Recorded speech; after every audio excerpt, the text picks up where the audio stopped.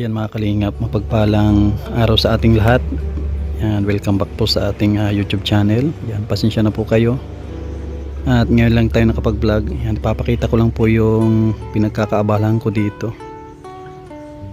Yan, bukod po dun sa pagbabantay kay tatay, yan, siningit ko na rin ito. Sinamantala ko na rin yung bakasyon natin para i-kondisyon yung service ng aking panganay na anak si Sam. Ito po yung pinakaunang motor natin na Honda Wave 100. Pininturahan ko at grabe na rin ang kalawang, hindi ko na rin na ipakita. At ano din natin, napaka busy, siningit ko lang ito. Ito po, ito yung kanyang kickstarter, pininturahan ko na rin. Tapos ito rin yung kanyang shifter, kanyang cambio. Yan. At papakita ko din po sa inyo nung araw na pinabaklas po natin, kita nyo kung gaano kadumi. At ito rin po, dami pala silang tanim ni nanay dito, tatay, saging. Ito yung saging na green, anong tawag po nito, yung green na saging, may hinog na siya, hindi naman po ito lakatan.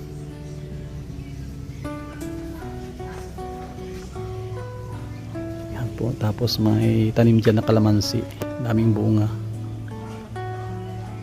Tapos dito naman kami nagluluto ng pagkain, sopas, tapos mga arroz caldo.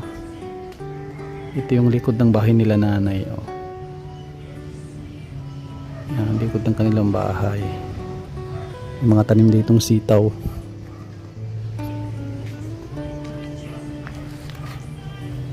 Yung mga bunga.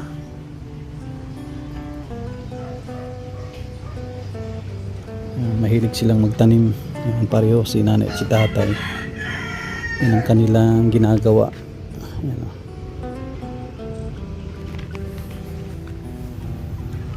Tapos may mga talong dito. Ba't ayaw na nilang kunin?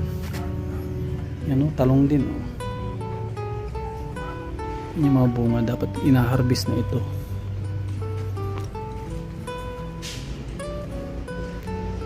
Tapos may puno rin dito ng avocado. Ang taba ng avocado. Yan, avocado po yan. Tapos yan, saging na saba. Merong may bunga na. Grabe ang tataba. Yan, tignan po ninyo. Saba po yan, madami. Meron din ditong mga papaya. Tapos talong, mga bunga. May mga bunga po yan. Meron pa dito sa gilid ng bahay nila nanay. Ito yung sa may gilid ng bahay nila nanay. Madaming tanim. Yan ang libangan ni nanay tuwing umaga at hapon. Yan. Ano po ito? Singkamas, kung sa Pangasinan ay lakamas. Yan, hanggang dyan yan.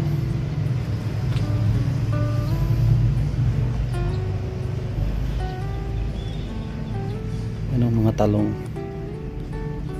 May mga bunga ang talong, ba't hindi nila kinukuha?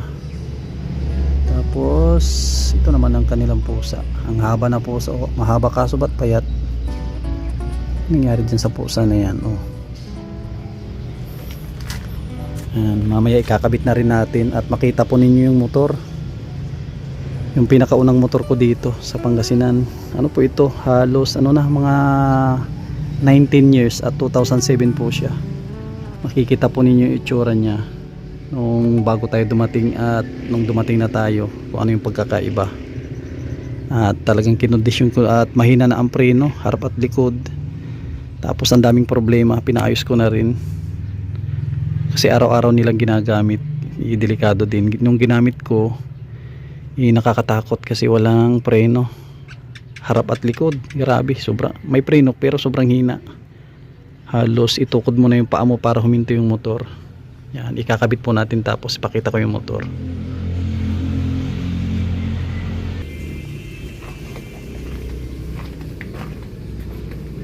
Ito yung mga kalinga po. Ito yung motor. Yan, pinakondisyon po natin. Pinaklas ko. At napabayaan na ni Sam. Siyempre bata, wala namang alam sa motor. Yan po, nagmukha ng bago. Ano, tinanggal natin ito. Apakan ito, dito ito sa silong.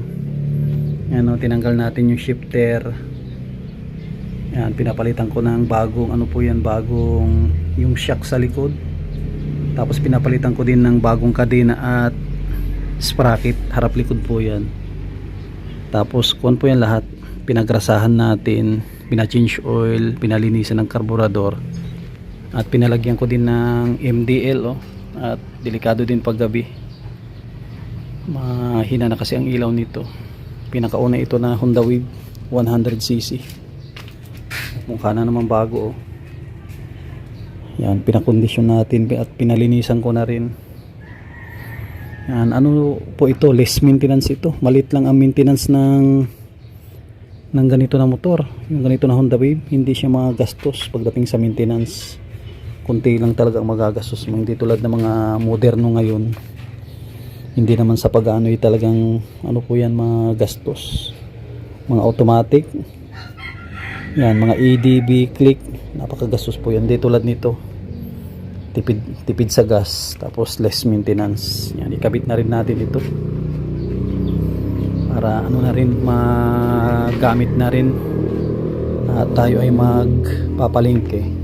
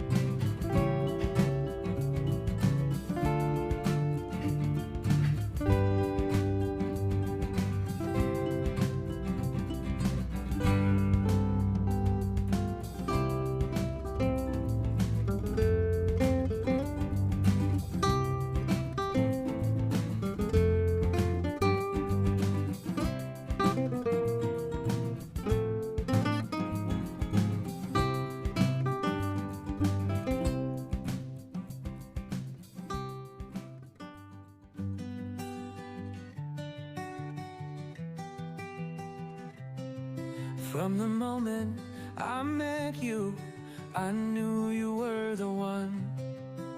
Forever and always, my heart beats for you alone. In your eyes, I see a love so true. Forever and always, My heart belongs to you. We'll dance under the stars with our hearts beating as one. We'll chase the sunsets and make our love have won. Forever and always our love will shine. Through every moment our hearts will be divine. Yan, ito pala mga kalingap, may dumating na ano, yung tulong galing kay Kuya Rolly. Tulungan ko sila magbaba.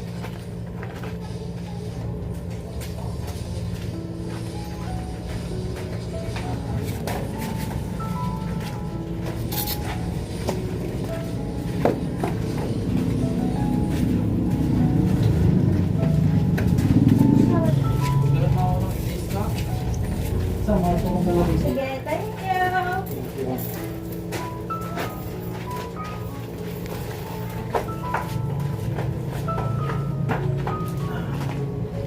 Yan mga kalingap, andito na. Dito na yung pinadala nila Kuya Rolly at Ate Marilyn. Ito po.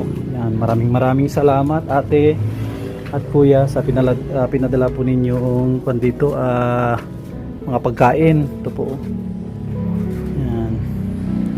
Tapos mga nakatimba na biskwit. Ito yung mga juice. Tapos andito rin yung ano, mga carrots, repolyo. Yan, mga pansit canton, tapos ito mga manok oh. Tapos mga kumpleto na ito, pati mga pangricado, toyo, mga tang juice. Tapos ito mga kape ito, ang dami, sobrang dami po. Maraming salamat ate sa tulong po ninyo.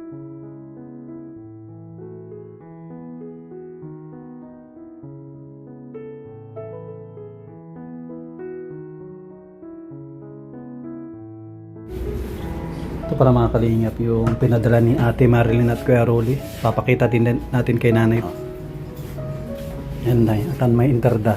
And Kuya Rolly. Atan si Ate Marilyn, walay kaibatutan na karni manok. Rip dala. Rip dala. Kasi timawad kagabi tumawag si Kuya Rolly. Sabi niya magpapadala daw ng mga magagamit dito. Dami oh, juice, mga ano. Iba siguro na gamit na sa ano, sa pasyam no. Ito yung mga ano, pwede rin yan siguro pag may magluto ng pansit, ano din, kain ng mga bisita. O ang daming ano, kape. Ito yung naiba kayo na ano masasabi nyo kay Kuya Rolly ay Ate Marilyn. Maraming salamat Kuya Rolly. Ate Marilyn. Ate Marilyn. Yan, ngipawit ka ra. Thank you ate, kuya. Malaking tulong po ito. Pang ilang araw na ito, baka kung ito hanggang Biyernes na ito, hanggang last night, ang dami. Kaya mamaya mag-grocery ako, ano na lang na yun, styro na lang yung kapihan at inuman.